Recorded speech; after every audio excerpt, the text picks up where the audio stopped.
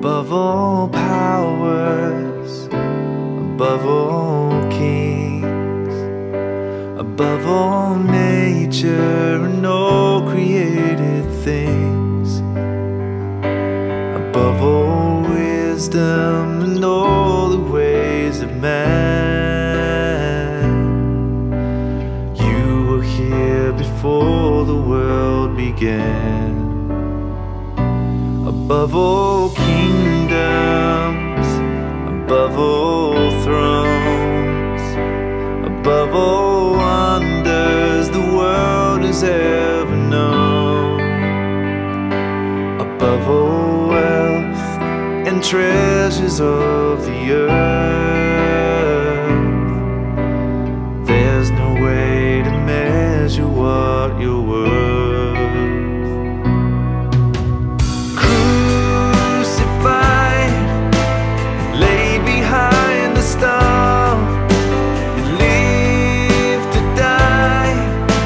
Rejected and alone, like a rose, trampled on the ground. You took the fall and thought of me above all,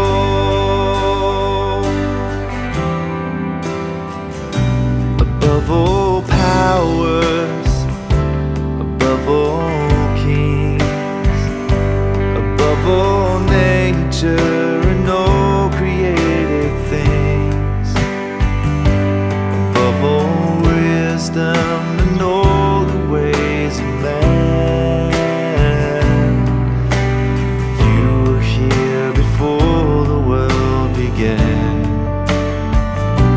Above all kingdoms, above all thrones, above all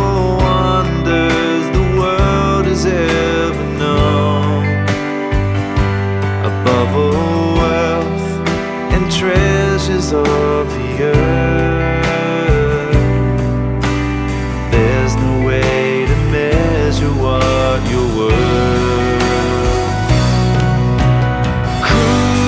Crucified, lay behind the stone, you live to die, rejected and alone, like a rose, trampled on the ground.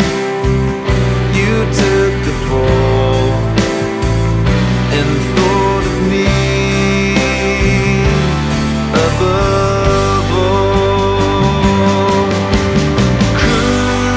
Crucified, lay behind the stone, you live to die, rejected and alone, like a rose, trampled on the ground. You took the fall and thought of me above all.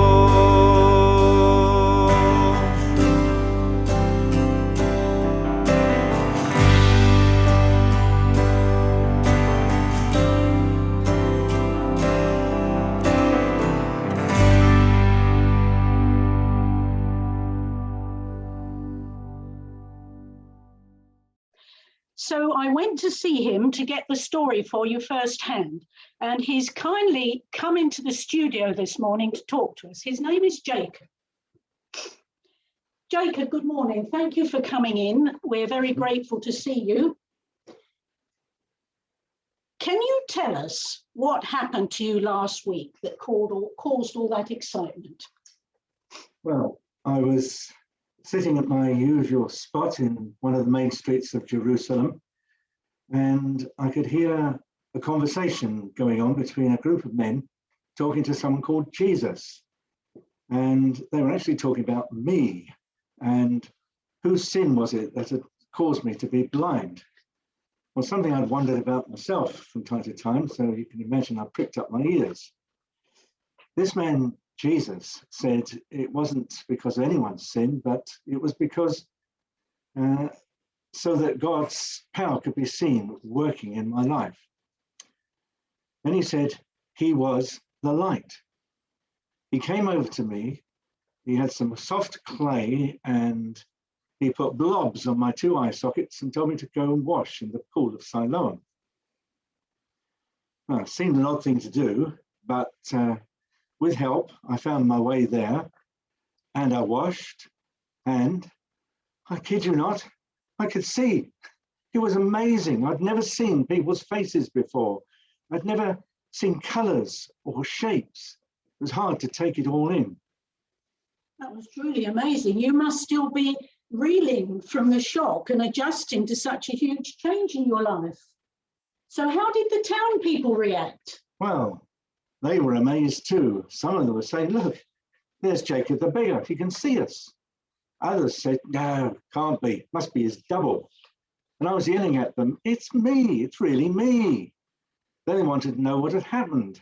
So I told them about Jesus and the clay and the pool. And they said, well, where is this Jesus? I didn't know where he'd gone to. So because they couldn't take it in, they took me to see the religious experts. Yes, word spread that there was a bit of a rumpus with the religious leaders. What was that all about, Jacob? Well, they wanted to know exactly what had happened. As soon as I mentioned the name Jesus, they started getting steamed up about the man. That because he'd broken the rule about not doing work on the Sabbath, he couldn't be a man from God.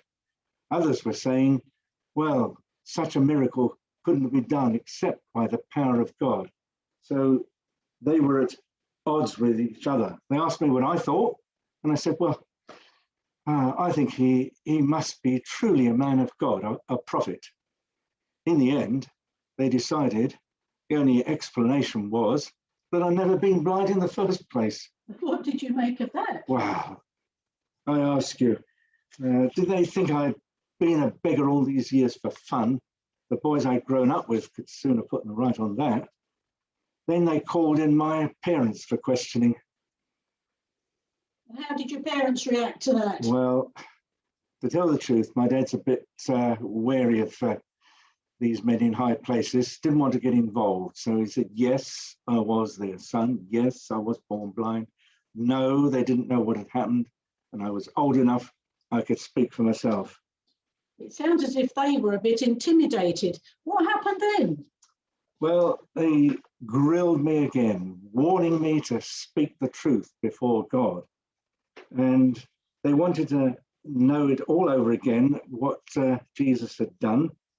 How was it I could now see? Because they knew this man was bad. I told them, I don't know about that. What I do know is, having been blind all my life, now I could see. To be honest, I was fed up with them trying to trip me and make me contradict myself. So I refused to go over it again. And well, perhaps I shouldn't have done it, but I had to dig back at them. And I said, do you want to join this group of followers yourselves? How did they take that? Oh, they were furious. Oh, they were going on about how they were Moses followers and they knew Moses was genuinely a man of God and they didn't know where this Jesus had come from. They were so pompous, it made me angry. And I pointed out the facts to them. Jesus had done something never heard of before. He gave sight to a man born blind. He couldn't have done that except by the power of God. So how could they just dismiss him as a sinner? They didn't take kindly to my challenging them and supporting him, and they threw me out. Perhaps you asked for that. Well, the really amazing thing was when Jesus came and found me afterwards. And I hadn't seen him before, but I knew his voice. And he asked me, did I believe in the Son of Man? I said, well, who is he? And he said, he's standing in front of you, speaking to you now. When I looked in his face, I knew he spoke the truth.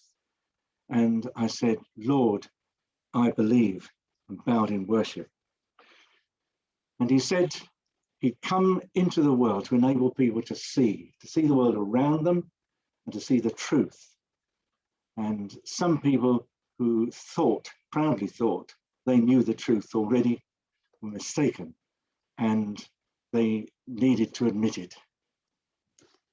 Thank you, Jacob. That gives us all something to think about.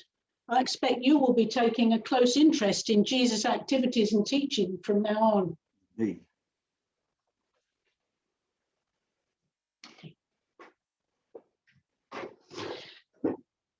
Thank you, Jacob, alias Bryan.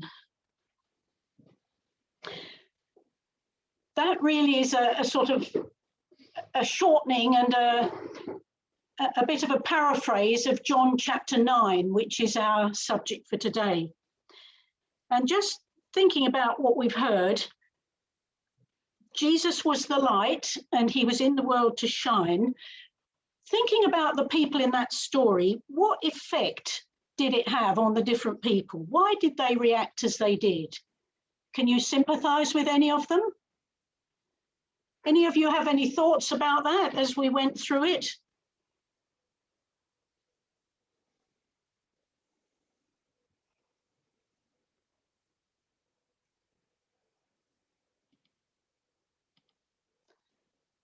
Healthy silence. Well, just thinking about it, I was thinking a little bit about actually the sort of religious leaders and thinking, how would we behave in that situation now? Because we've got faith and therefore we take God seriously. You can see them wanting to ask questions. You can see where it comes from.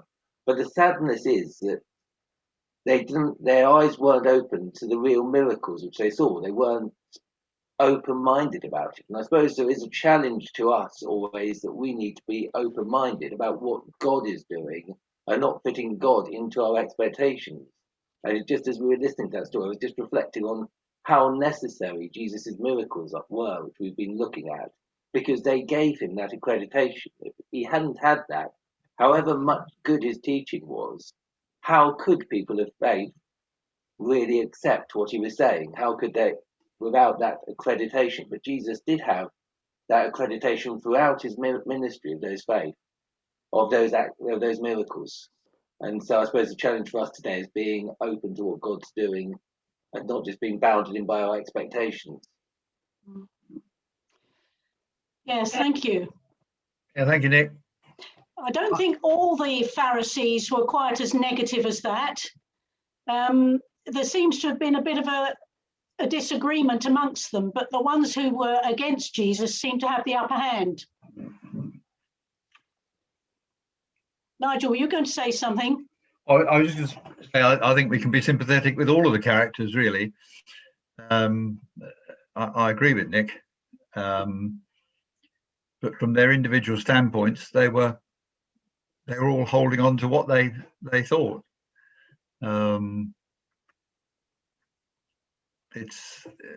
Yeah, but we can be sympathetic with all of them in that situation.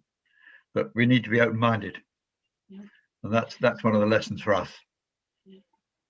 Jesus was the light, and I wonder if he saw these people as living in some degree of darkness. And thinking about that, you know, if you go into a dark place, initially you can't see what you're doing, but when you've been there a little while, you're accustomed to it, don't you? And your eyes allow you to see at least something. And you can get quite used to it. I mean, people who were miners underground for long, long periods of time would know that. In the old days, they just would work with candles and lamps, but they got used to it. And I wonder if when we have these fixed ideas, we kind of get used to being a bit in the darkness. And then when light comes, it's a bit of a shock. And for some of those Pharisees, it wasn't welcome either, was it?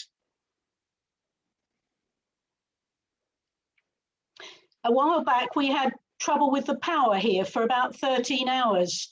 And for part of that time, we had electricity, but it wasn't at the proper strength. So we had the lights on, but they were dim. And we were carrying on. And then suddenly they came up to full power. And we thought, wow, we hadn't realized just how much in the darkness we were. And maybe that's a little bit like those Pharisees when Jesus came and started to tell them some truths. They struggled with it a bit.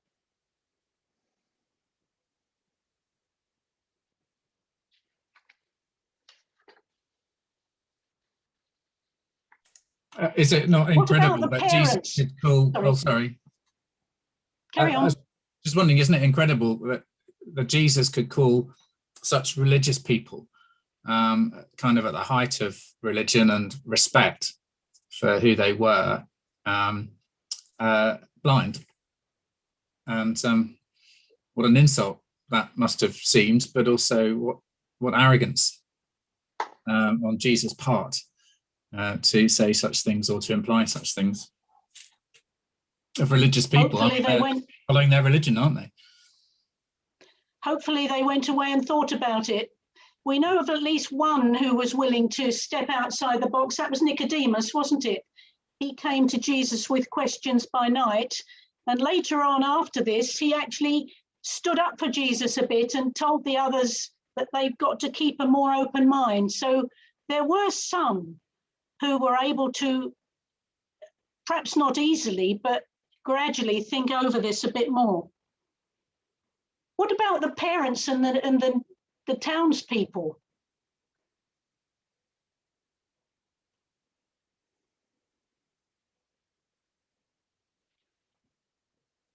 Do you think they were like us, very aware of what other people might think about them, so they kept their heads down? The townspeople passed the buck, didn't they, to the religious leaders for an opinion. And the parents just said, oh, well, you can ask our son himself. They didn't want to get involved. And we can often be like that too, can't we? Must be a bit like living in Russia or Myanmar now. Yeah. I admire these people who are standing up to the authorities. It takes a great deal of courage. It can be at great cost too, can't it? Yep. And in this country, people who stand up for things they believe in can often lose jobs.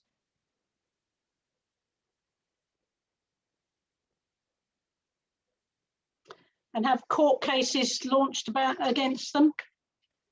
Get into their social media, get on the news. Not fun. Takes a lot of courage.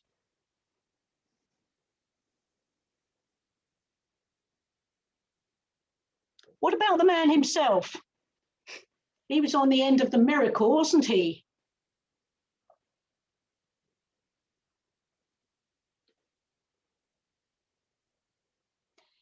He seemed to recognize something about Jesus's authority insofar as he went and washed in the pool. It was a very odd thing to do, but he did it. And then when Jesus came and saw him later and revealed who he was, that man was ready to be fully convinced. And he made his decision to act on that and worship Jesus.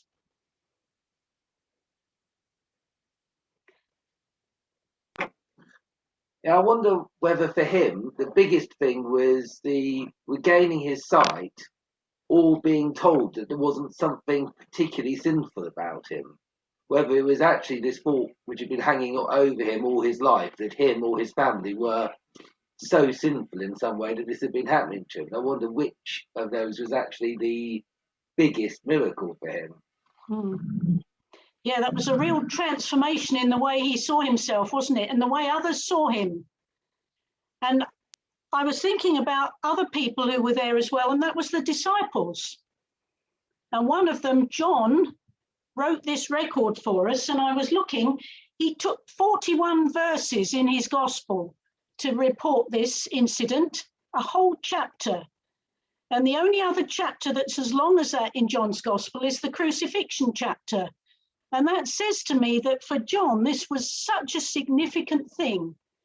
Yes, I think the disciples had a lesson about sin and the effects of it, that blindness wasn't put down to sin. Jesus reinstated that man, didn't he, in the community by his declaration that it wasn't because of sin that he was blind. But I think the thing that thrills me more than anything is the way Jesus went and looked for him afterwards. He took the trouble to go and find that man. And maybe we can think about his reasons for that a bit later. But just now, I'm going to ask Barry Davis, if he would be kind enough to lead us now in prayer, and then we're going to sing again and we can carry on some discussion after that. So over to you, Barry, and thank you.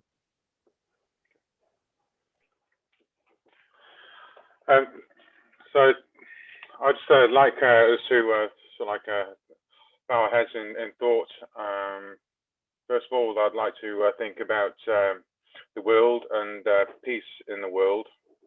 As Nigel said, there's difficulties in Myanmar at the moment, and I pray that the people have faith that, and the government can work together with the people to bring about peace in that country. In our country, pray for the Queen and the royal family, and wish that Prince Philip returns to strength as soon as he can. Throughout all our troubles with COVID and things, we need to make sure that we don't lose sight of other major world issues, particularly the environment, which could affect the whole of life on our planet.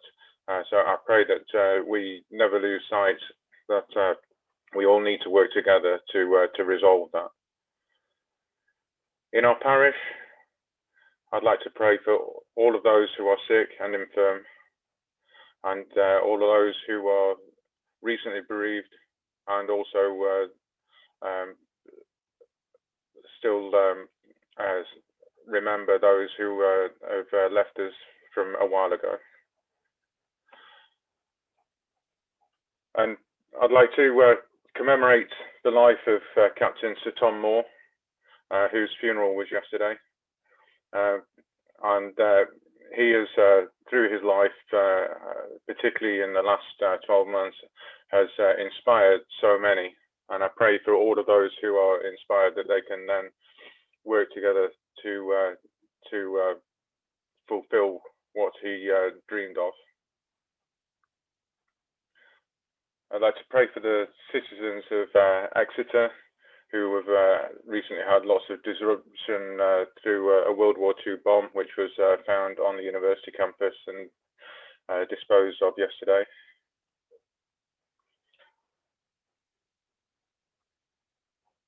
For COVID-19, I'd like to thank you for allowing the scientists to create the vaccines which are helping us work our way out of this.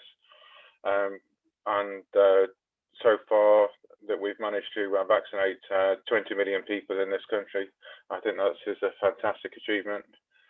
And I pray that that people continue to take up the offer of vaccination, but also where people have concerns about vaccination, I pray that you give them strength to make a choice which is right for them.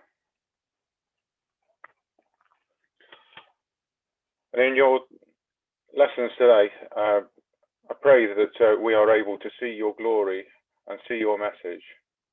Give us the strength and confidence to acknowledge your message as truly being from God, and that we are not turned by those who do not believe it.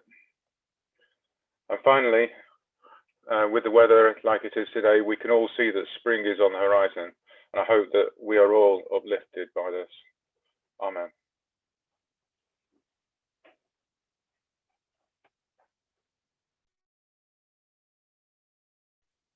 You're on mute, Sharon.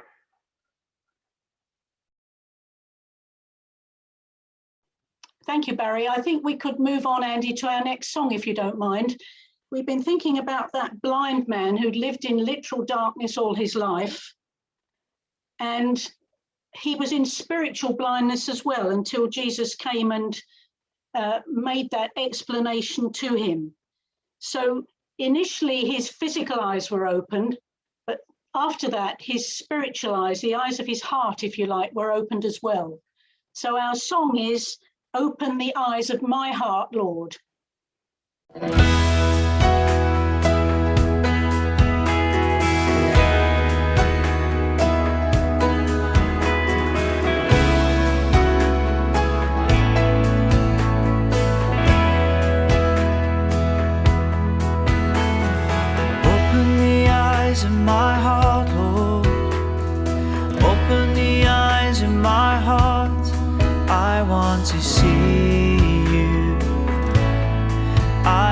to see you.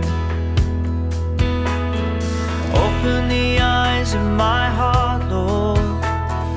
Open the eyes of my heart.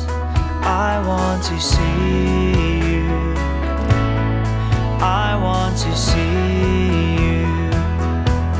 To see you high and lifted up, shining in the light of your glory.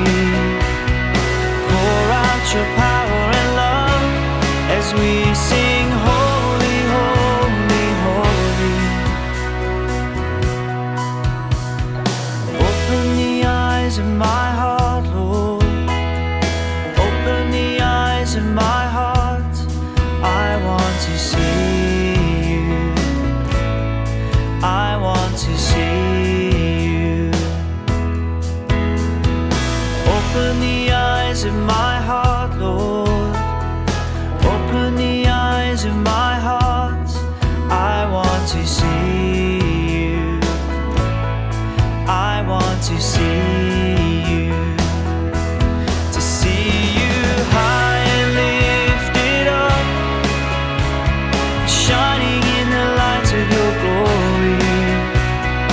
Pour out your power and love as we sing holy, holy, holy. To see you high and lifted up, shining in the light of your glory. Pour out your power and love as we sing holy, holy, holy. Holy, holy, holy. Holy, holy, holy. Holy, holy, holy.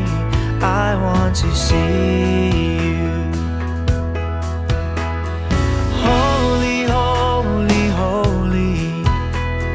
Holy, holy, holy. Holy, holy, holy. I want to see you.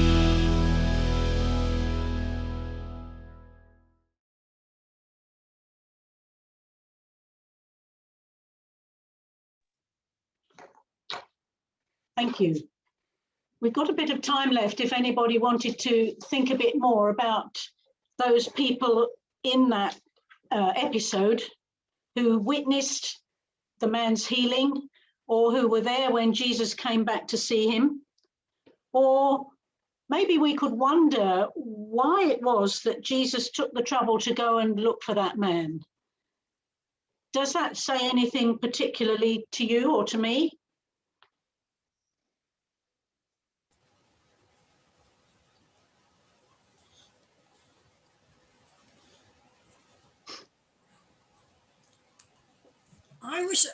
I was thinking that the man actually must have been really bewildered. He'd not seen anything all his life, and all of a sudden there's all this colour and things, and I mean, it must have been overwhelming for him, really. And then he was sort of, I'm going to say, attacked by the Pharisees. He was, you know, yeah, Jesus would have known all that. So for the man, it must have been a real shock, actually. But Jesus' concern and his love was there for him. His compassion was there for the man. So we went to find him and help him, really. Everybody else sort of, or at least everybody we read of that John mentioned, sort of stood back from him and left him to it and said, get on with it, mate. And actually, his whole life had changed completely. I was very struck. I think maybe some of you may have been last week when Mike joined us and told us what an amazing change there had been in his life recently when he came to realize that Jesus was his savior. And it must have been, it sounded as if it was just as dramatic for him as physical sight might have been for that blind man. his life had obviously been completely changed. The other thing I thought about Mike was I got the impression from what he said last week that there'd been a period of time, a long period of time, when he'd felt dissatisfied with his life before he got this understanding of Jesus's love for him. And I think light can either come as a flash and a bit of a shock, or it can be like the dawn. It can grow gradually. And I think perhaps we can experience either of those or both of them. We might get a gradual growth in our understanding, or we might get a flash, and sometimes one comes first and the other comes in afterwards. But I was very thrilled to hear what Mike had to say last week, and I think if any of you heard that as well, it would have impacted you too. I think when you get a flash, a bit like the blind man, it's very useful to have that reinforced later or confirmed, if you like. And it also perhaps was an indicator that God continues to walk alongside. That's easy to look back and say that's maybe what was happening. Didn't look like that at the time, but it is a fact, isn't it, that once something is lodged in your mind like that, you can be aware that alongside what you're doing, God is there.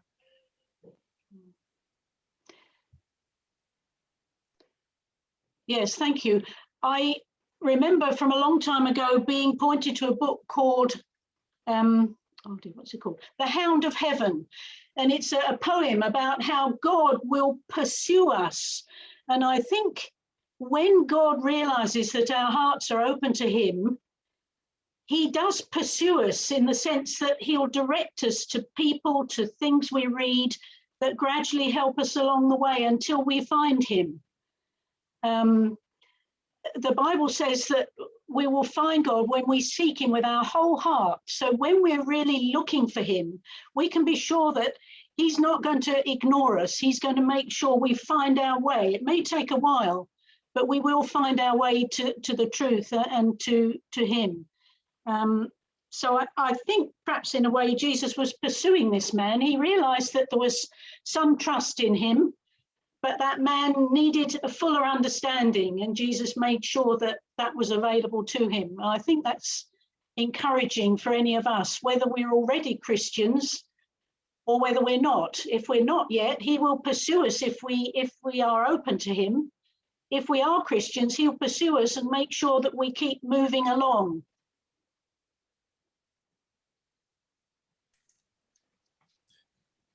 I was struck by Jesus' statement of purpose at the end of the story, when he says, I have come into this world so that the blind will see.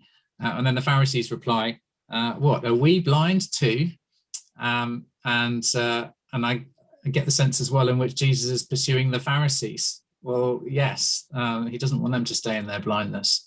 They perhaps feel that they've got God nailed down and understand, but as other people have said, that they couldn't yet see true spirituality. I guess you could call it like that. So there was a blindness in them. But I just love that purpose statement of Jesus. I have come into this world so that the blind will see. Maybe that's why John does give a whole chapter to this, because it is crucial to Jesus' purpose in coming. Jesus could sometimes be very gentle, but he also was not afraid to really challenge, was he? As you said before, Andy, he could be quite shocking in some of the things he said. Sometimes we need that, don't we, to shake us out of our comfort zones.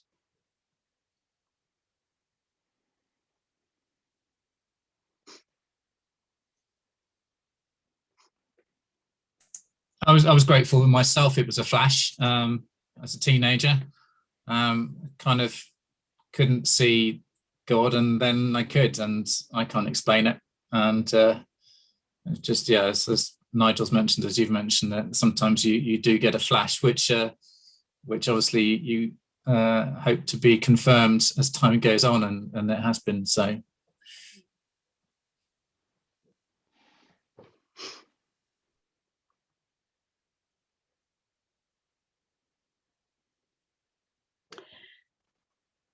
Paul wrote to the Corinthians a verse that I'll just read to you. It says, "It is the God who said, 'Let light shine out of darkness.'" That's God, our creator, who created light. He has shone in our hearts to give the light of the knowledge of the glory of God in the face of Christ.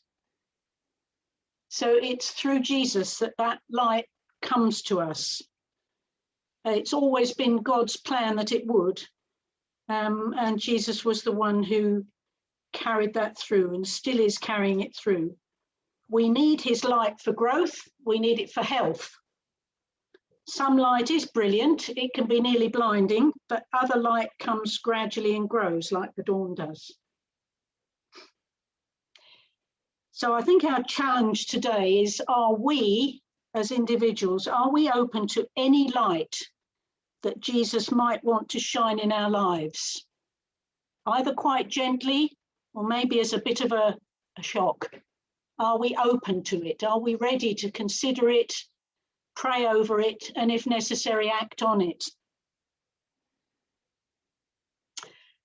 I challenge you to read through John chapter 9 later today. It's worth reading. We had a sort of abbreviated account of it, but the whole chapter's worth reading. And I think if you read it prayerfully, it's very challenging.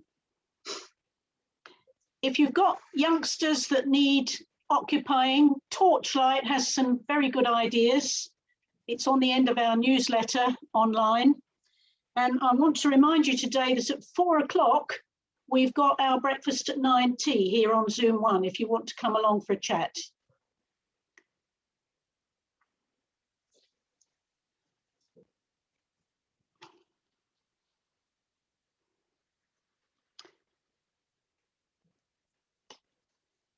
So I think that's perhaps the end of our sort of official session, but we're very able to continue if people want to talk together or raise anything more, or leave if you need to. But it's good to see all of you who've taken the trouble to come. Thank you. And thank you again, Barry, for helping.